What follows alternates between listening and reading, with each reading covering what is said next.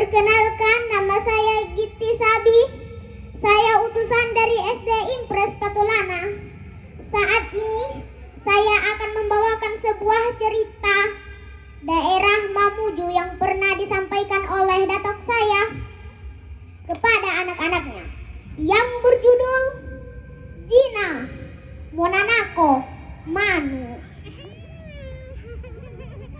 Pada zaman dahulu kala, hiduplah seekor induk musang yang bernama Jina dengan 4 ekor anaknya yang masih kecil.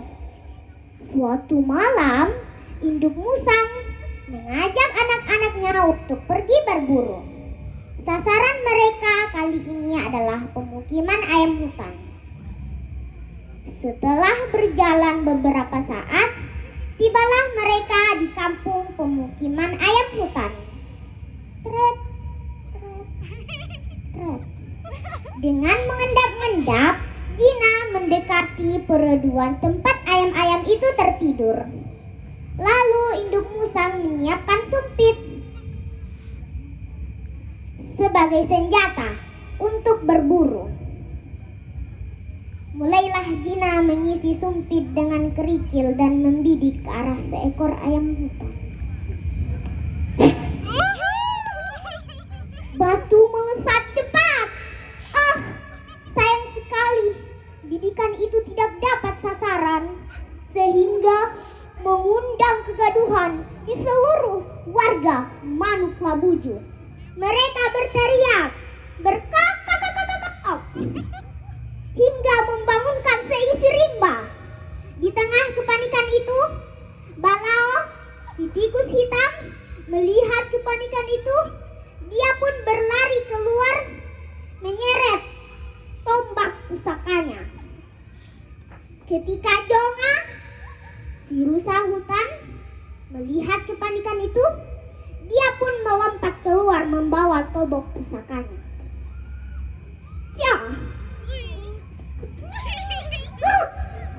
Celaka! Rusa yang melompat panik tanpa sengaja menginjak salah satu anak si musang. Akibatnya anak si musang itu mati.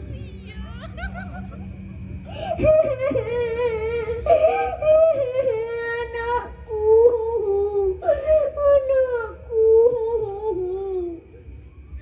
Mendapati anaknya telah mati, induk musang sangat marah. Dengan dendam membara, dia segera mencari singa, si raja hutan, untuk melaporkan perbuatan si rusa, agar si rusa mendapatkan hukuman yang setimpal.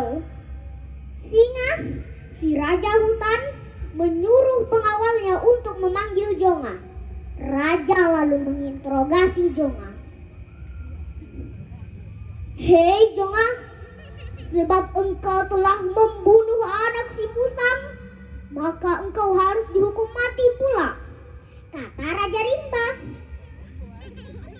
"Ampun paduka, sebelum hamba menerima hukuman itu, izinkan hamba memberi penjelasan dulu.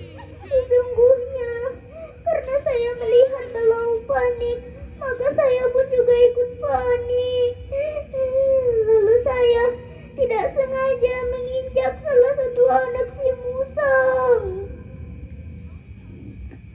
"Oh, kalau begitu, panggilkan saya si tikus itu." Lalu diseretlah Balao ke hadapan sang raja. Raja pun bertitah kepada Balao.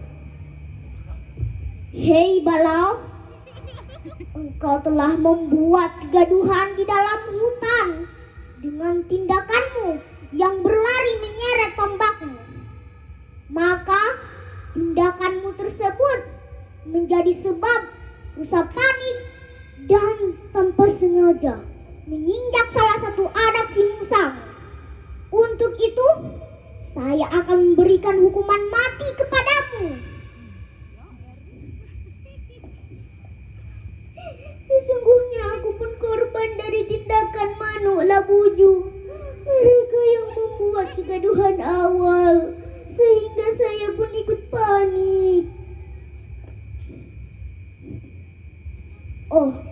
begitu, sekarang jelas bahwa penyebab kematian anakmu adalah manuk labuju.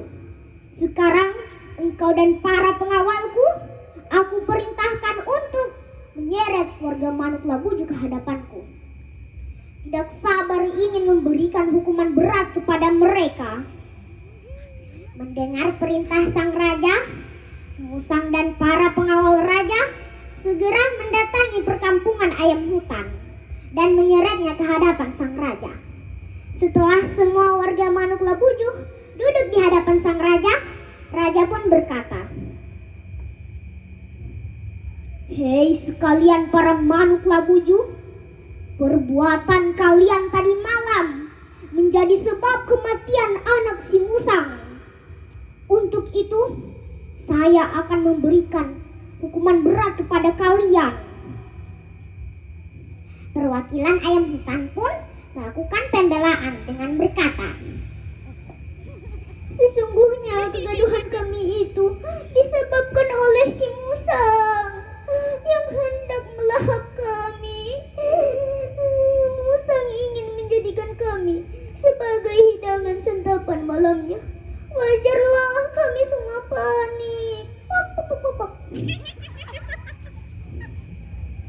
Oh, kalau begitu, sekarang saya paham duduk persoalannya. Dengan raut muka marah, raja menatap tajam kepada si Musang. Raja pun berkata, "Hei Jina, ternyata engkaulah dari penyebab semua kekacauan ini dan penyebab kematian anakmu sendiri. Untuk itu, kamulah yang seharusnya dihukum." Mendengar keputusan sang raja, Musang lesu. Dia berkata-kata. Musang menyadari kesalahannya. Musang sangat menyesal atas tindakannya. Sudah kehilangan anak, mendapat hukuman pula, ibarat jatuh tertimpa tangga. Hadirin sekalian, kesimpulan dari cerita ini adalah 1. Perbuatan baik akan kembali kepada diri kita sendiri, dan perbuatan buruk juga dampaknya akan kembali kepada diri kita sendiri. Oleh karena itu, berbuatlah baik agar kebaikan kita kembali kepada diri kita sendiri. 2. Seorang pemimpin yang baik, dia adalah yang mau mendengarkan perkataan rakyatnya. Demikian cerita yang saya sampaikan. Semoga berkesan dalam hati. Assalamualaikum.